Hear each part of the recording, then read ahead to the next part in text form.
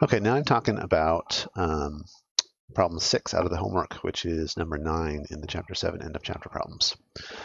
We have an elevator of inertia m. Could be raised or lowered directly by a winch, as in case A, which means you've got a motor that's pulling it straight up. Or you could have a counterweight system that's got a winch here that's pulling that rope through the pulley and through this other pulley with this weight on the other side. And the question is really about why is that we have counterweights in real systems, because it saves on the amount of energy that we need.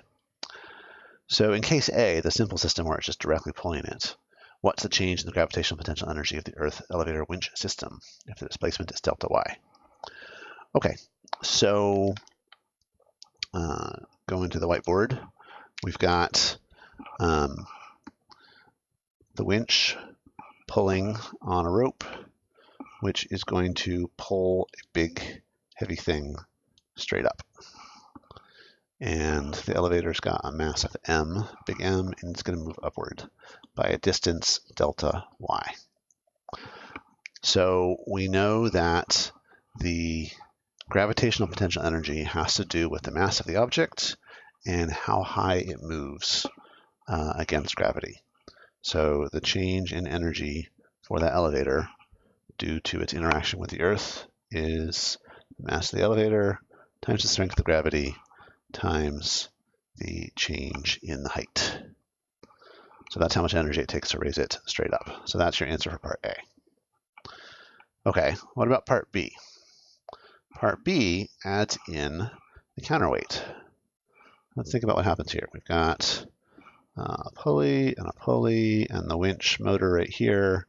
So the rope snakes around to the counterweight, through the winch to the other pulley, and into the elevator. We've got different masses here. We've got a big M and a little m.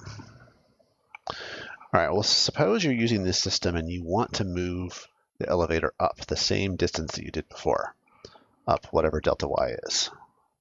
So the displacement of the elevator is delta y. What's going to happen to the counterweight on the other side when you pull this up by that distance? Well, the rope is not going to compress or stretch. If it did, strange things would happen in the elevator system. And it's got to be set up so that it doesn't stretch. That means that if this goes up by delta y, the other side has to go down by delta y. It goes the same distance but the opposite direction because it's down. That's really why it's called a counterweight. It's going the opposite direction. So that means that as you're increasing the potential energy of the elevator, you're decreasing the potential energy of the counterweight.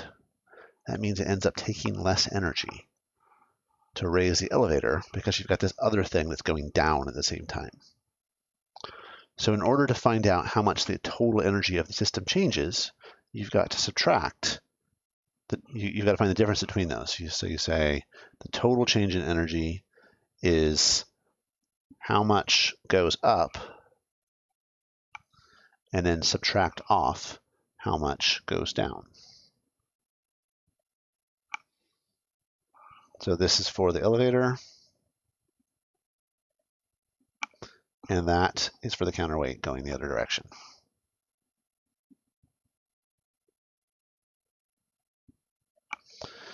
And you might want to simplify that expression since you've got a g and a delta y in there in both terms. But that basically tells you how you can save energy by having a counterweight.